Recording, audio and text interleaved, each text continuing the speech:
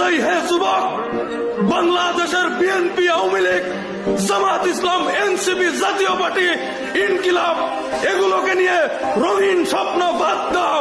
তোমরা জিহাদের স্বপ্নকে বুকে লালন করো, শাহাদাতের তামান্নায় উজ্জীবিত হও। এই হিন্দুস্তানের সাথে যুদ্ধ করার প্রস্তুতি নাও।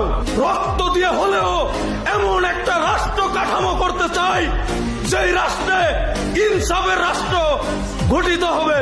আর ইনসাফের রাষ্ট্র বলতে বুঝায় কাউকে আবারও ন্যায় বিচার পেতে হলে সে বিএনপির কর্মী, জামাত ইসলামের কর্মী, জাতীয় পার্টির কর্মী, এনসিপির কর্মী, এগুলার থানায় যায় বলার কোনো দরকার নাই, দরকার পড়বেও না ইনশাআল্লাহ তাআলা। সে একজন বাংলাদেশি নাগরিক, এটাই তার সর্বোচ্চ পরিচয় থাকবে।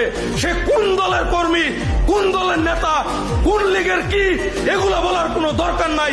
বাংলাদেশের সার্বভৌমত্ব রক্ষার ক্ষেত্রে কোন দল বুঝি না, হিন্দুস্তানের সাথে লড়াই করার জন্য মার খাও, জেলে যাও, রক্ত দাও, শহীদ হও, তারপরেও একদিন ইসলামী পতাকা এই বাংলার জমিনে উড়বেই, উড়বেই, উড়বে ইনশাআল্লাহু তাআলা।